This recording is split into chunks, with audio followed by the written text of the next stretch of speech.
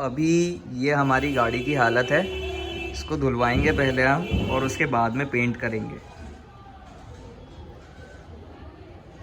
तो अभी ये पूरे साइलेंसर वगैरह में और लेग गार्ड में जंग लग रही है। धुलने के बाद फिर इस पर रेत माल से जो है पूरी जंग निकाल के और फिर उसके बाद पेंट करेंगे।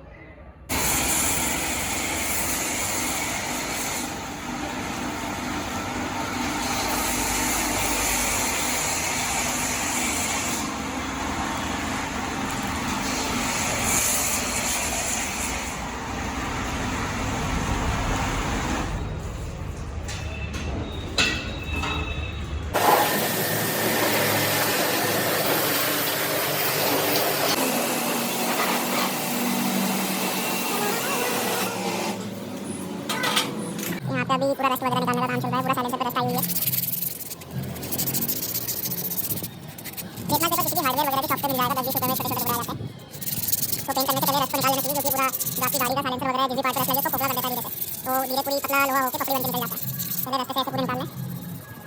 तो ये है एरासोल स्प्रे पेंट्स की बॉटल जो हमने फ्लिपकार्ट से मंगाई है, और ये कुछ 200-250 रुपये में आपको मिल जाएगी। और इससे अभी हम पेंट करेंगे। हमने कल रस्टिंग वगैरह पूरी साफ़ कर ली थी, तो अभी चल के इसको पेंट करते हैं।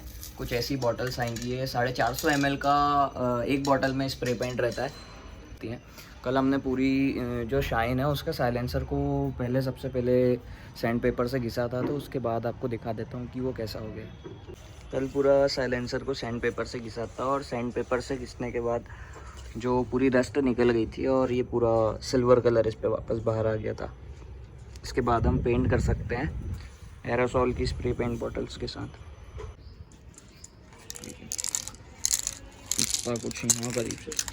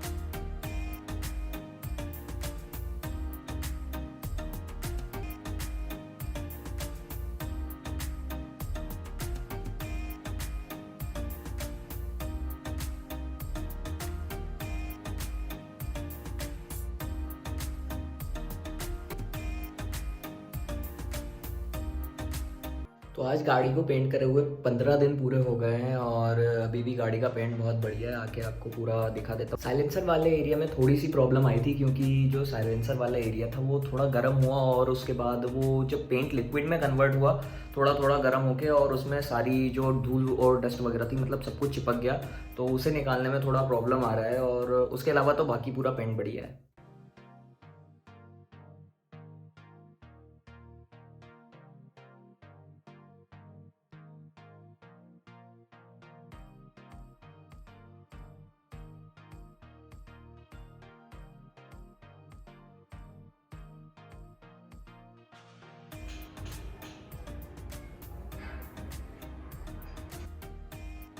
तो ये दो जो छोटे मार्क्स थे गाड़ी में, इनके अलावा बाकी पेंट में कोई प्रॉब्लम नहीं आई थी। एक गलती मैंने भी की थी जो आप नहीं करे कि मैंने पेंट को जो हॉरिजॉन्टली स्प्रे किया था, आप थोड़ा वर्टिकली स्प्रे करें साइलेंसर वाली वीडियो में, तो आपके पेंट की वेस्टेज कम होगी और पेंट बचेगा। तो अब मिलते हैं आपसे नेक्स्ट वीडियो में, तब तक के लिए बाय।